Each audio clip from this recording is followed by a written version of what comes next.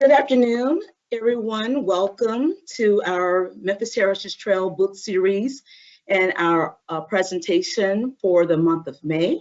I am Felicia Harris, the administrator of our Planning and Policy Department here at City of Memphis Division of Housing and Community Development, and I am the project manager for Memphis Heritage Trail. I would like to inform you that today's session is being recorded, and so just wanted to let you know that.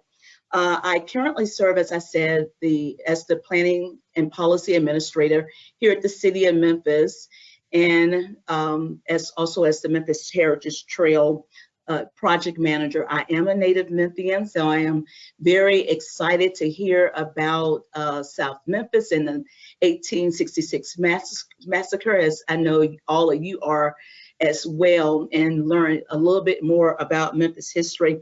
By vocation, I am a cultural anthropologist and love all things history and culture. And so I just want to introduce myself to you for those who do not know me. Today's order of service, we will hear from my fellow anthropologist, Dr. Cynthia Sadler, who is a local historian as well, and also our resident historian for the Memphis Heritage Trail Project. After Dr. Sadler finishes with her presentation, we will move into our question and answer period. You are free to then unmute yourself and ask your question, or you can simply place your question in the chat. I would like everyone who is in attendance today to also introduce yourself and do our virtual sign-in sheet by signing in and just saying hello to everyone and telling us where you are calling, where you're from, what organization or what neighborhood that you're from. A little bit about the Memphis Heritage Trail Project. Memphis Heritage Trail is an initiative that the City of Memphis started in really 2008, and to talk about our history and our culture of the city in a very inclusive way. Our project, Memphis Heritage Trail, is about cultural tourism, it's about economic development, it's about community development, it's about reimagining, repurposing, and reusing public spaces.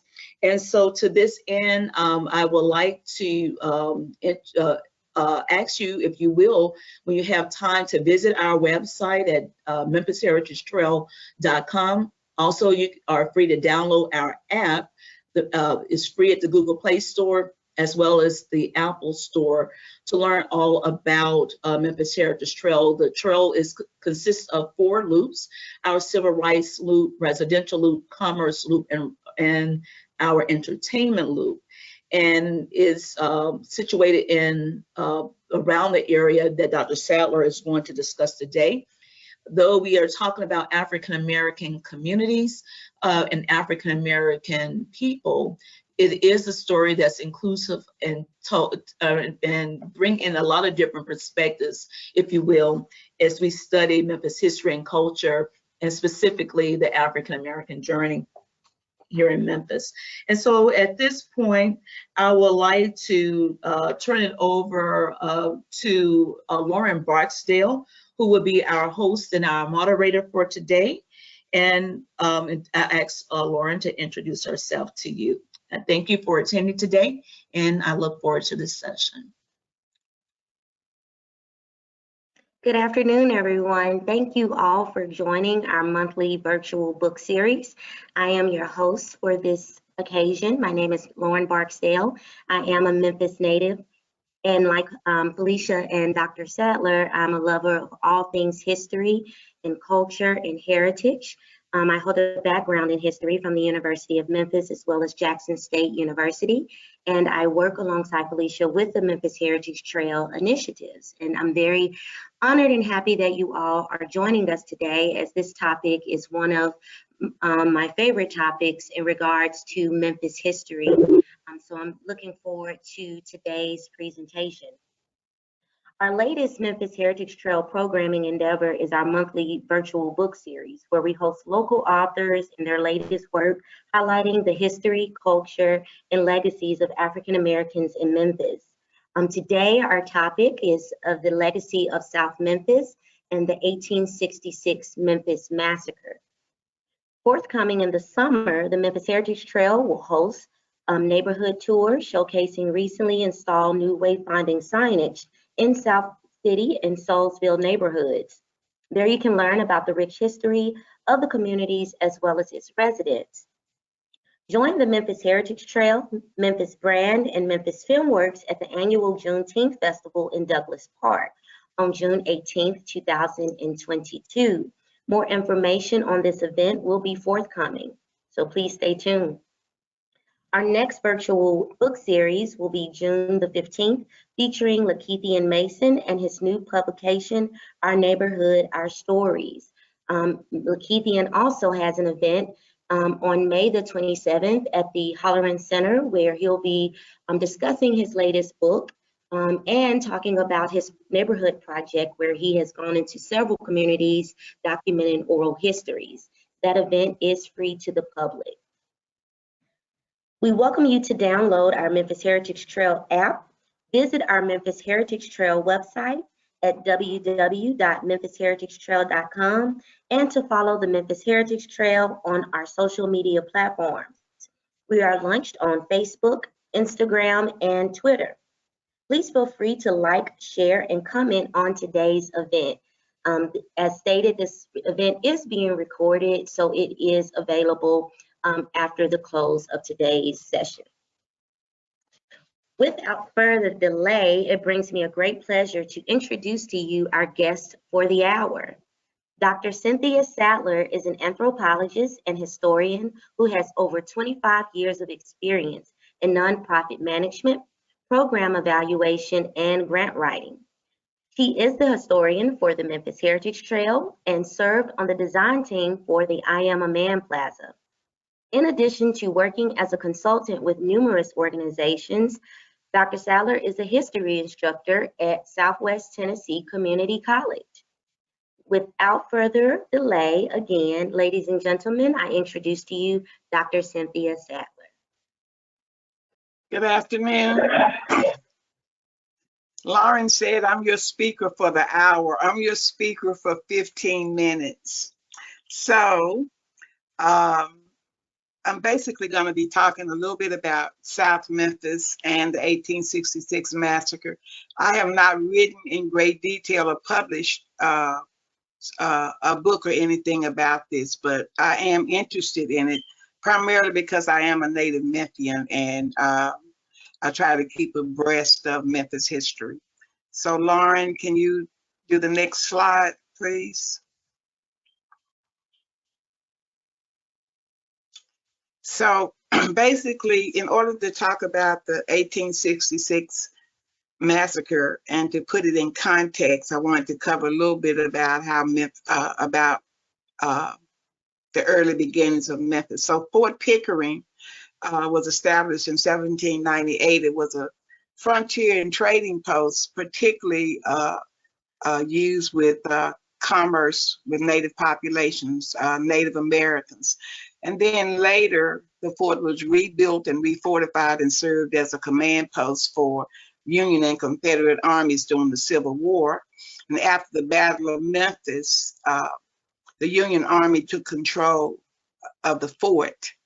And that's where a lot of, or all of the Black soldiers who were in Memphis were stationed at Fort Pickering.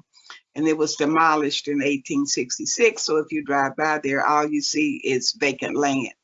So Memphis was established in 1819, which you guys probably already know, on land formerly occupied or inhabited by Chickasaw Indians.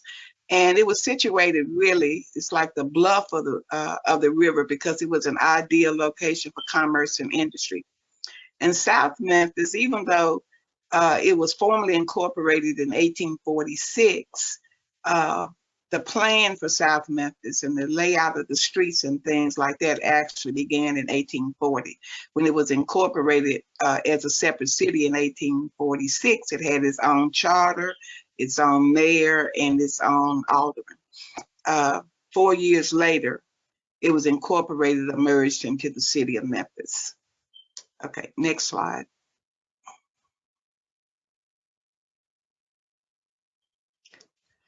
So the 1866 massacre took place from May 1st to May 3rd.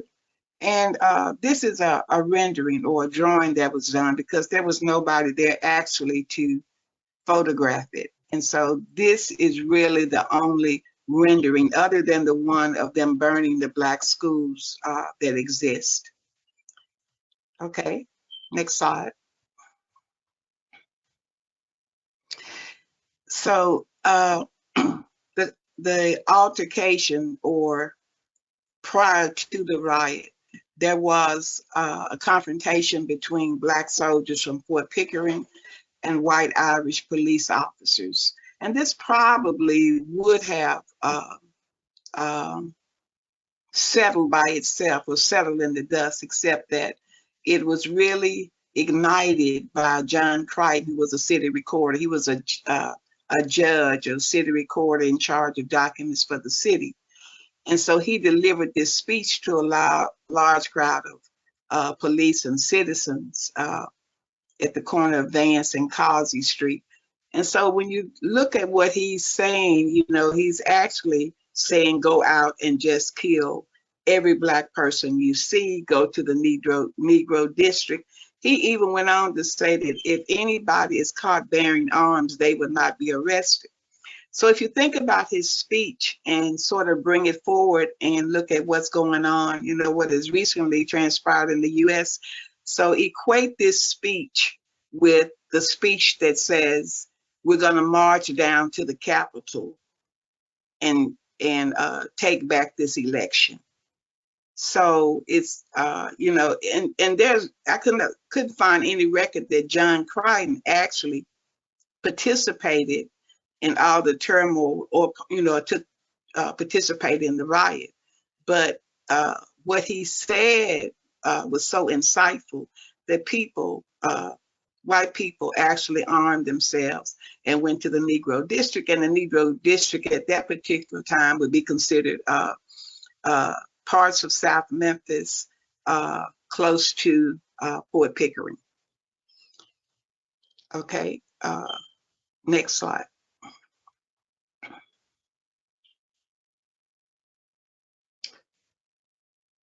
Lauren, okay, thank you.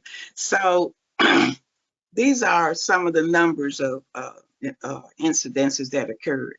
So there were 46 black people murdered. There were 2 whites killed, but one was killed by another white police officer, and the other one self-inflicted, so it's like collateral damage.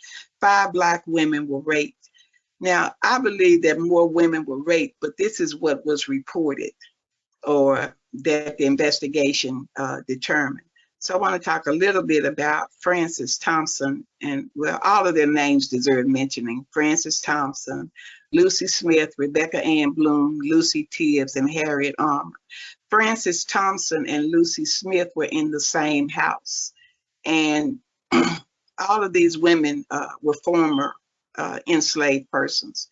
Francis Thompson was ill and considered handicapped. She had foot cancer. She was on crutches. Lucy Smith was a young girl, about 16 years old.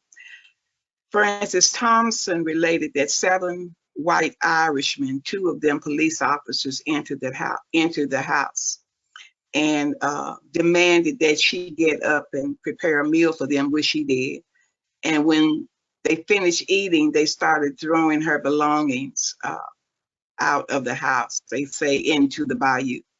Well, Frances was raped by 4 men. And Lucy Smith, who tried to escape out of a window, was unsuccessful. And so she was choked to near unconsciousness. She was raped by one of the men. And another man declined to rape her because he said she was so near death. What is the point of doing anything? 12 black schools were burned. These were all of the schools that served black people in South Memphis, and a lot of the schools were formed or established by Northern missionary organizations, and some of them were Freedmen Bureau schools. 4 churches were burned, 285 people were injured. and over 100 houses and buildings were burned. So the whole idea was not to leave anything standing in South Memphis. And also, Black people were killed on sight, women, men, and children. Some people were burned alive in their homes. They could not run out to escape. They would, the whites who did this carnage set the houses on fire and would not let the people escape from their homes. Okay, next slide.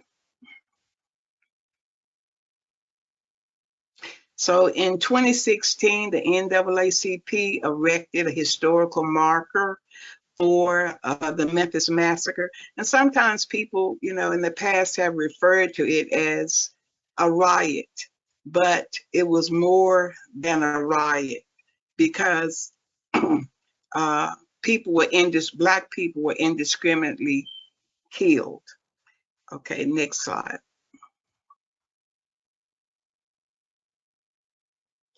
And so just a little bit about South Memphis.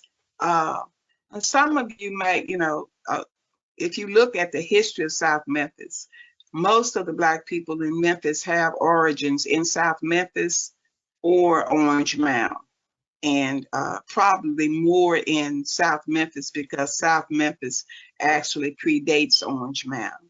And so when a lot of people, Black people, start coming to Memphis, they established communities around Fort Pickering. And some of them were runaway slaves and some of them were free, but they were coming to Memphis because if you look at it geographically, Memphis was the largest city at that particular time. So it became a mecca and an attraction for Black people to come here. And when during the Civil War, when runaway slaves or former enslaved people were prior to emancipation traveled to Memphis, they became known as contraband. And so they set up all these free communities around where Union troops were based. And so really contraband and free communities represent the beginning of African American placemaking in Memphis, because we had 5 contraband camps in the Memphis area. And Black people would come there and would just set up like neighborhoods. And some of these, I mean, if you look at French Ford and neighborhoods like that, all of those are early examples of African American placemaking in Memphis. So by the end of the war, about 17,000 African Americans had settled in Memphis. We did lose some of that population, though, after the 1866 massacre, because people were just terrified and didn't want to, Black people didn't want to live in Memphis. In spite of that, really South Memphis parallels the growth of Memphis. So Black people created their own ways of life and community building, built homes, churches, schools, etc. So if you look at the history of this country in regard to how places and spaces are created, everything in this country is racialized. I have, you know, tried to find something that's not racialized, but almost every institution and space in this country is racialized. So right now, in regard to the significance of South Memphis, it has numerous historical and cultural assets. So if you look at Universal Life, Claiborne Temple, the National Civil Rights Museum, or Lorraine Motel, all of these early institutions reflect African American life and culture. And if you look at private residences, like if you go down Vance, well, in earlier years, if you were to travel down Vance and Lauderdale and Linden, those streets were really diverse neighborhoods and represented spaces where middle class Blacks built their homes, such as Robert Church. Okay, next slide.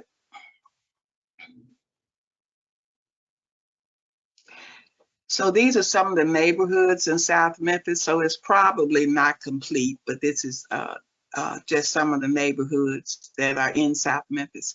And I want to introduce Rebecca Hutchinson. She's executive director of the South City CDC. And so she can tell you a little bit about what they're trying to do in South City and a little bit about the history of South City. Okay, Rebecca.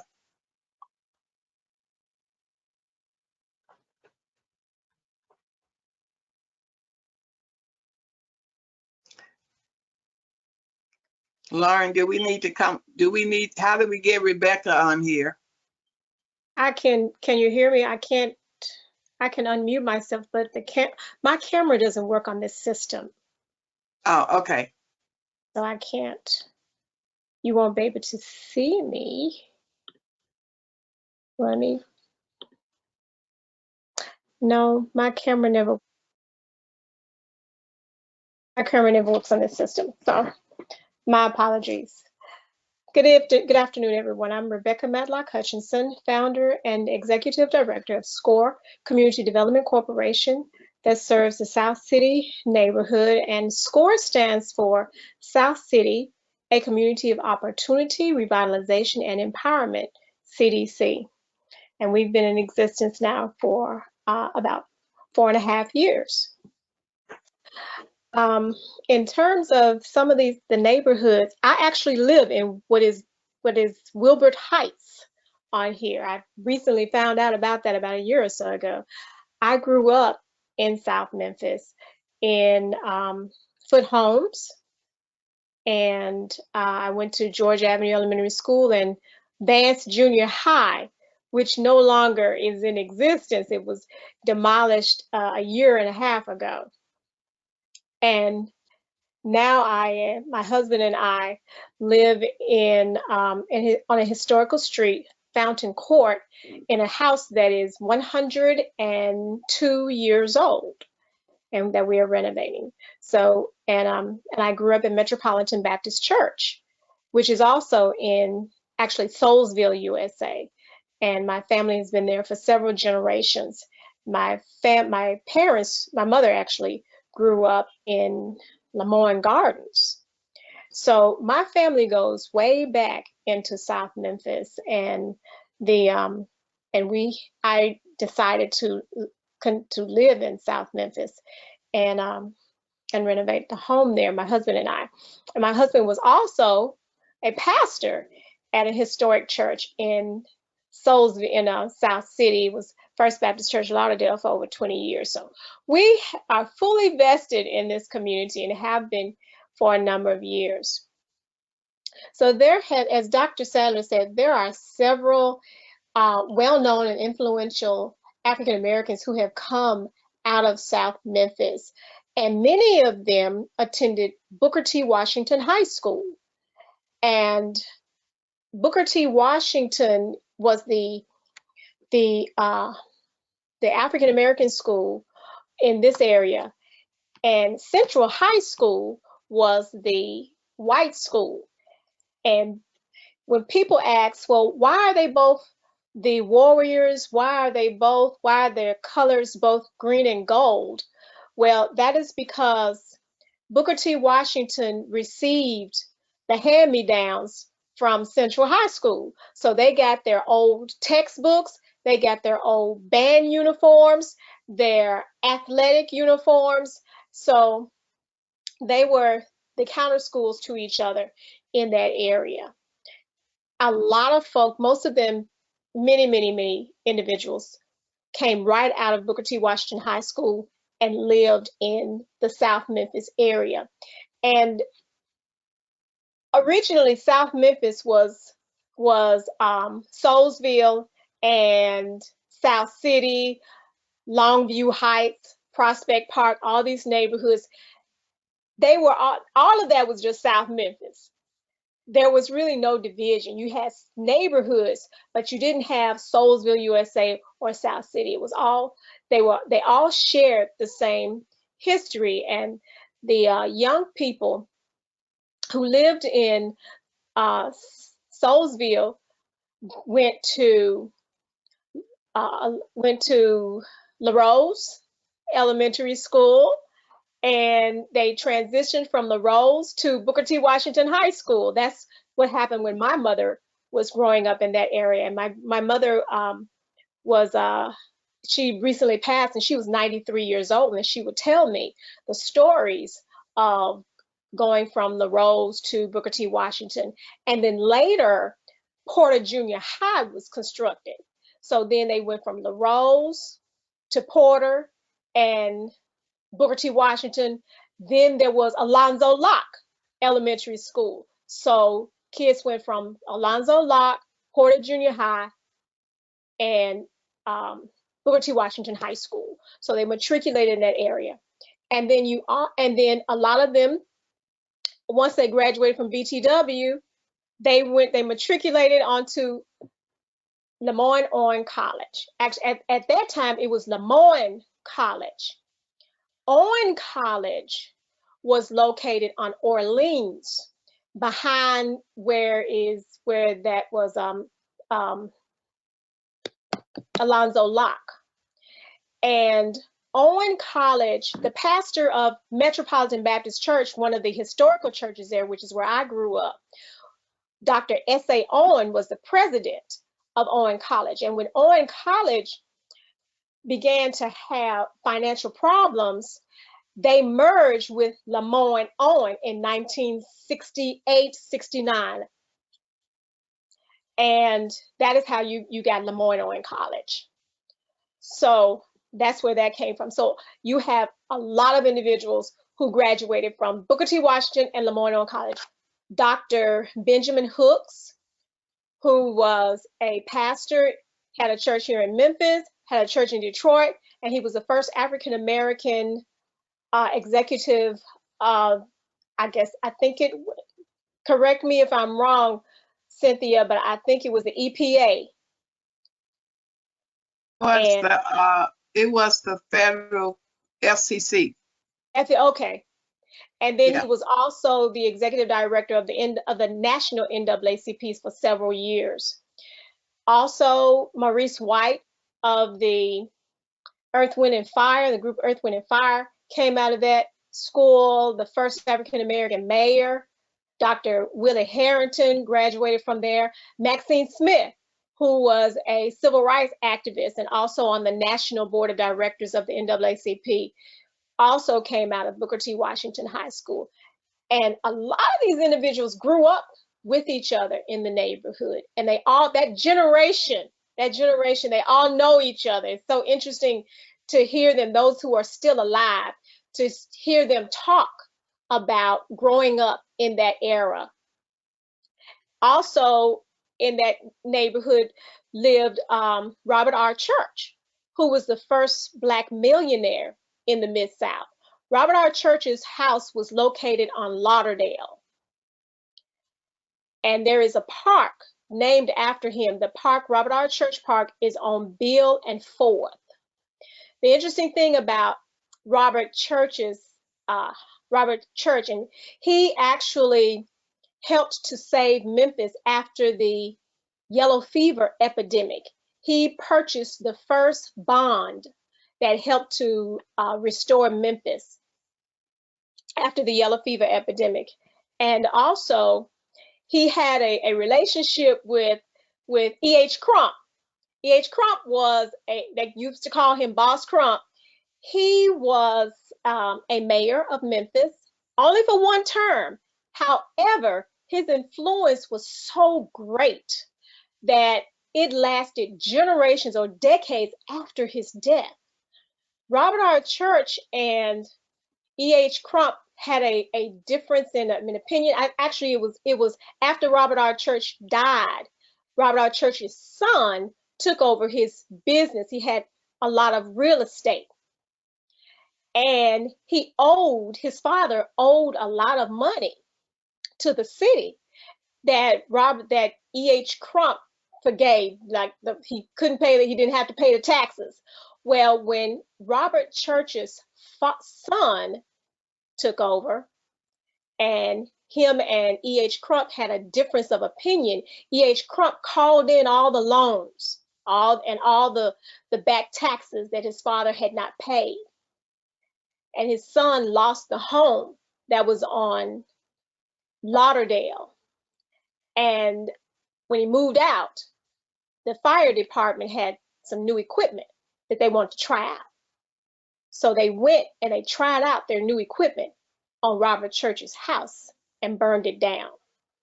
Interesting point. Also, who lived over there was Bishop Mason. Bishop Mason was the founder of the Church of God in Christ International.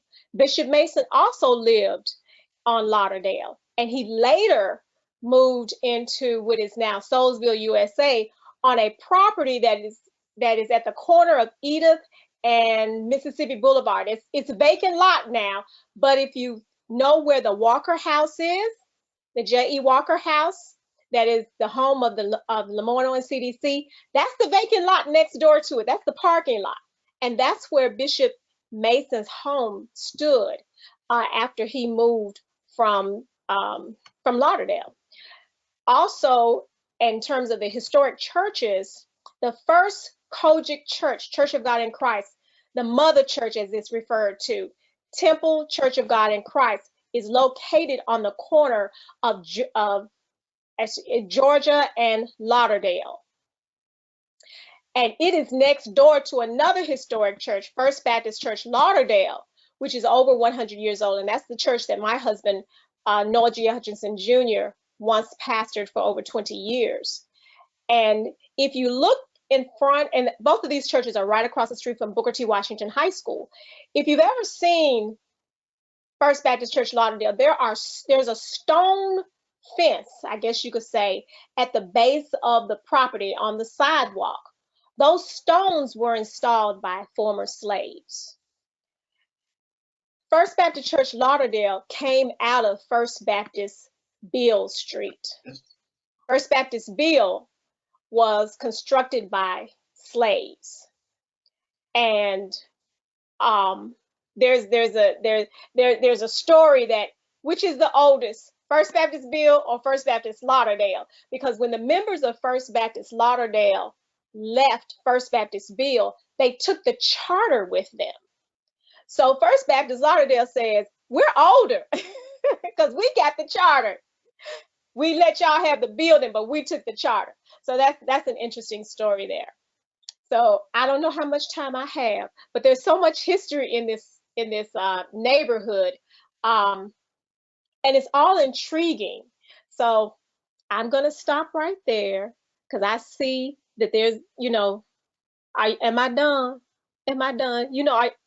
I see your face. Yeah. And that's kind of like indication when the lights turn off. It's time to leave. You're done. No, I was just I was gonna ask for questions and comments, but Lauren's back on now, so go ahead, Lauren. Thank you so much, Dr. Sadler, and thank you, Ms.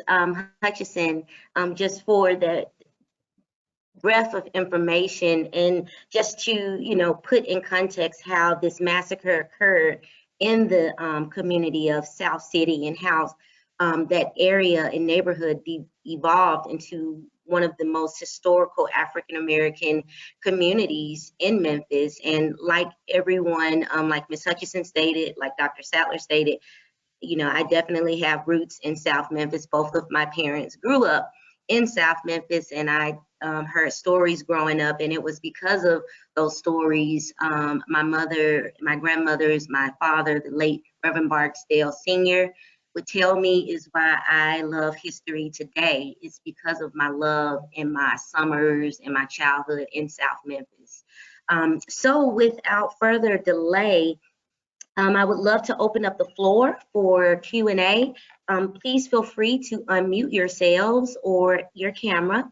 And if you do not feel comfortable doing that, please feel free to enter your questions in the chat box so that we can make sure everyone has an opportunity to ask questions regarding the 1866 Memphis Massacre and the entire history and evolution of South Memphis or South City neighborhood. So at this time, we'll start if we have any Q&As. Okay, Ms. Hare.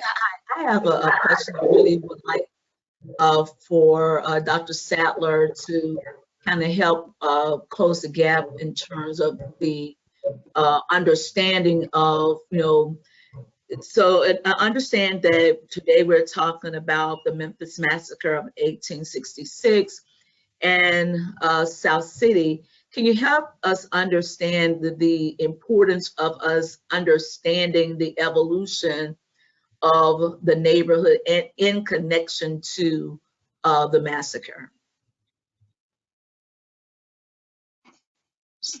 Okay, so really, South City or South Memphis was established primarily because former or runaway enslaved people were leaving bondage in Tennessee, Arkansas, and Mississippi. And so Memphis was like a natural draw geographically for people to travel. So if you can imagine that you lived in the Mississippi Delta and you were trying to escape bondage, well, the largest city for you to travel to at that particular time would have been Memphis. And so when they came to Memphis, they were really looking for or trying to be close to Union soldiers. There's a saying that, that when enslaved people saw a soldier in blue, they knew that freedom was coming. And so they would naturally gravitate or move to where Union troops were stationed because they knew that they would be protected by Union soldiers. And so it was an organic establishment of neighborhoods around Union troops. And for even after emancipation and after the Civil War ended, a lot of Black people stayed in Memphis because by this particular, they had established some roots, and so they just stayed in Memphis. So when you look at the history of Black neighborhoods in Memphis, most of them are going to be tied back to events that occurred during the Civil War. Does that answer your question, kind of, sort of, Felicia? Yes, thank you. Someone else sent in a question. I think you talked about it maybe at the top of your presentation, but someone's just sent in a question to me. Can you explain why the massacre happened, what brought on the massacre? If you can answer this briefly. Yeah. Okay, there was a confrontation between some Black soldiers from Fort Pickering and some white Irish police officers. And as I said earlier, it probably would have subsided without much incident. But it was ignited by Creighton. It's sort of like it was fuel to the fire. And because when the confrontation occurred, the Black soldiers were taken back to the barracks, or went back to the barracks at Fort Pickering, and really everything probably would have just subsided. But John Crichton went around on horseback telling white people to arm themselves and go to the Negro district and indiscriminately kill Black people. And if you guys are, there's a really good book. I mean, it's online. You can use Google Books to find it. I'm sort of old-fashioned and like to have a handheld copy. But there's a book called Memphis Riots and Massacres that is really good. And it tells all of the testimony from everyone when the government did an investigation. The interesting thing, when you look at by the numbers, and I put all those numbers on that slide. There was one number I left off, which should have been on the next slide, but it was 0 because nobody was prosecuted. Nobody went to jail. Nobody was really held accountable. And when you look at this particular massacre, it was sanctioned. So the mayor had lost control of the city. Some people say he was intoxicated and, you know, couldn't respond, but he lost control of the city, and federal troops were sent in to quell the massacre. So the massacre lasted for 3 days, and it is said that for those 3 days, the mayor was intoxicated and did not do anything to stop the slaughter of Black people. Thank you, Dr. Sadler. So when you think about it over the context of this massacre lasting 3 days, would it be safe to assume that these numbers probably are higher than what was actually reported by the federal government? I think that when anybody goes in, the federal government, or anybody goes in to do any type of investigation, whether it's in the past or if it's in the present, there are always going to be fringes of people who do not come forward. And so, for instance, when you say that 5 women were raped, there's 5 women that acknowledged that they were raped. Because I believe with the carnage that was done in South Memphis, there were probably more women raped, more people killed, but this is what the investigation brought. So nobody, as far as I know, has done anything more in depth that would bring those numbers up. For example, if you look at Black Wall Street, you know, they might say, or some, you know, other massacres, they might say 100 to 200 people because there's no definitive number. Now, what the investigation did show was they did name every individual. So when I put on the slide that 46 people, 46 Black people were killed, they have the name, they have the name of those 46 people, or they will say unidentified Black man killed at the corner of Vance and Causey Street. So, but they did take forth some effort or use some effort to try to identify everybody that was killed. I just think that the numbers with any massacre that would have happened in the past, that the numbers are lower.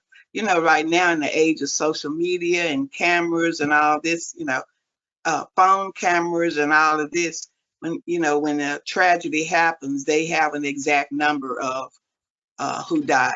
But you know, we didn't have all that technology back then, so it's a matter of who came forward to testify and what documents do you have to substantiate what people said.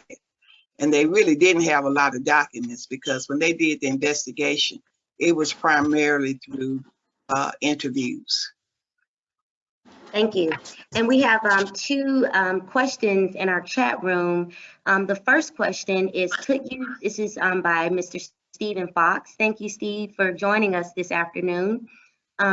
He's asked, could you share with me specific reference material that I should read or research to understand what led to the events of the Memphis Massacre and the events that immediately followed? And I believe, Dr. Sadler, you provided us with a link that Vanessa is going to put in the chat. I gave you a link for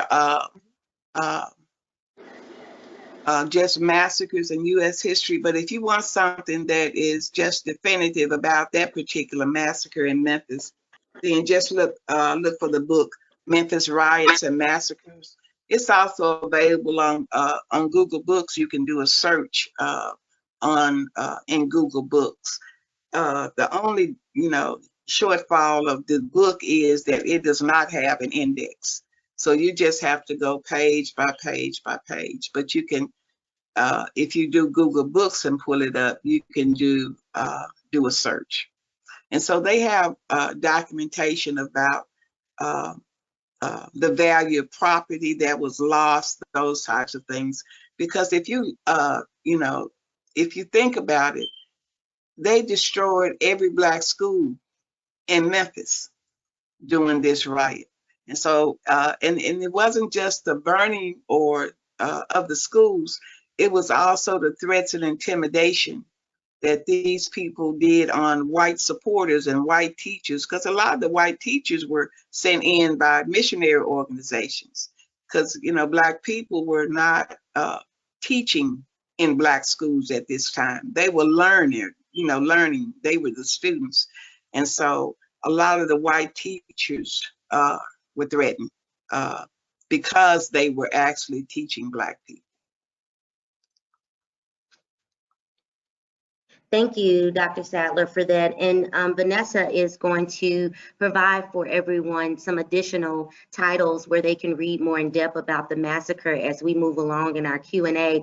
Steve, I see that your camera's on. Did you have an additional follow-up question for Dr. Sadler? No, not necessarily a follow-up question.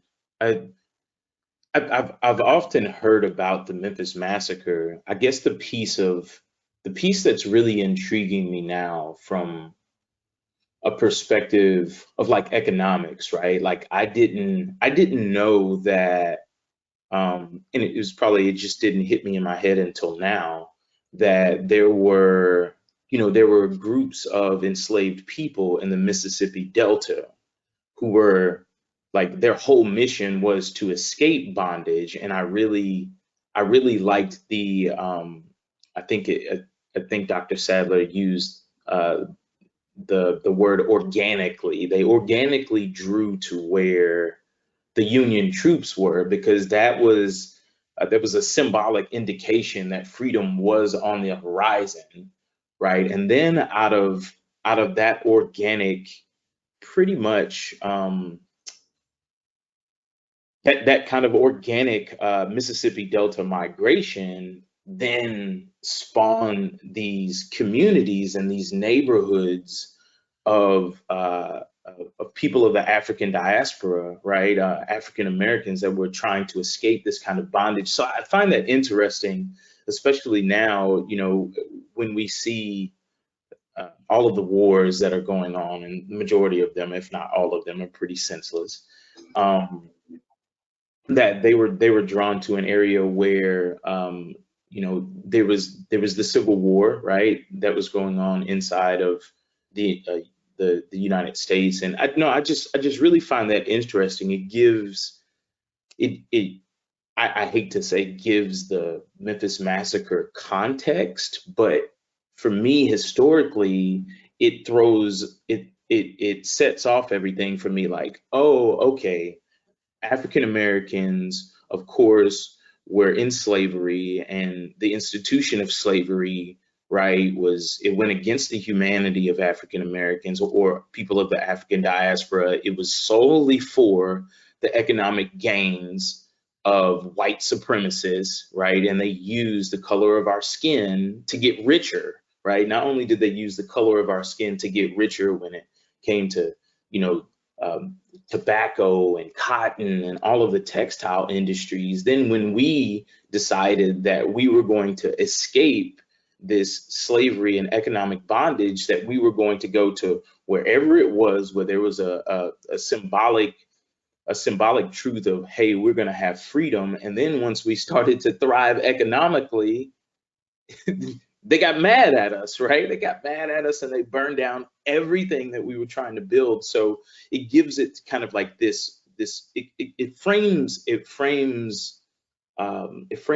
gives me context to the why. Like, why would white people do this, right? And I know that they enslaved us because they were greedy and inherently evil, but it gives it a deeper context to, like, hey, you enslaved people of the African diaspora for your own economic gains. You used the color of our skin, right, which is a God-given thing. You used that against us, and then when we tried to do it for ourselves, you got mad at us, and then you burn it all down. Like, I don't know. I'm gonna stop right there. It's just a really, really, really interesting, really interesting context, because often I find myself asking, why did white supremacists do this? Like, why would you systematically, like, what is it that's going on with you that you would want to kill large groups of people only when they're trying to do the same thing that you're trying to do, and that's just take care of themselves? So Dr. Sadler and everyone else, I appreciate you all being here. And I'm really interested in digging into this information and playing connect the dots with it, because I think more often than not, I think that our children and we need to understand why, like, why was this happening, right? Because it's going to be hard to forgive anybody if we don't know why it happened. So that's it. I'm done. Thank you, Steve. And we had two questions that I did want to get in before our time concludes, Dr. Sadler. Miss Donna Oles White, she states, thank you, Donna, for joining us this afternoon. She said, I only learned about this massacre in 2016 with the Stephen V. Ash book, A Massacre in Memphis, presented at the University of Memphis. Is there any group effort or annual acknowledgement or activity here in Memphis of this important history, about this or regarding this important history? Thank you, Donna, for your question. I know that there was a symposium at the University of Memphis in 2016. I don't think that there is, as far as I know, there might be, but I don't know of an annual acknowledgement.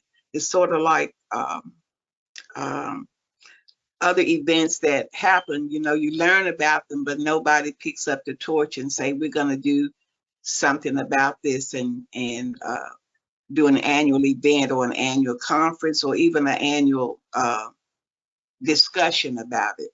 So I don't know of one. There might be, but I don't know. The NAACP and the Lynching Site Project, if I'm not mistaken, over the last couple of years have done something in recognition. I don't know whether we can say that it's an annual event, so that is something for us to revisit and find out, though. Mm-hmm. Okay. We also have a question from Mr. Michael Cox. Thank you, Michael, for joining us this afternoon. He asks, are there talks about reparations for those that suffered property damage? You know, is there a way to even trace that? Yeah. How my question is, how do you trace that if you have no documentation? Mm-hmm. Because it is my belief, I might be wrong, that the people who were living, most of the people who were living in the Negro district probably did not own, might not have owned those properties. And when you look at reparations in this country, it is a slow process when it comes to any ethnic group being paid. It's just a slow process. I mean, if you historically, Native Americans have received reparations, Japanese Americans received reparations for the internment during World War II. But, you know, there was some talk at a point of descendants of former slaves should receive reparations. But it becomes a question sometimes of, some people can trace their genealogy back and have proof, and some people can't. So I don't know of any instance where those people who suffered during the 1866 massacre received any reparations. Yeah, I think about, it's a year after, you know, the emancipation of African Americans, so they're barely even constructing their identities, their names, so they more than likely did not own any property as well. We have one last question to address from Ms. Stephanie Wade. Thank you, Stephanie, for joining us this afternoon. The question is there a name or place that still exists in the area of South Memphis from the era of the massacre, or was everything destroyed? So is there anything that we can physically go back and look at today? Well, Fort Pickering was torn down and demolished in 1866. And I really,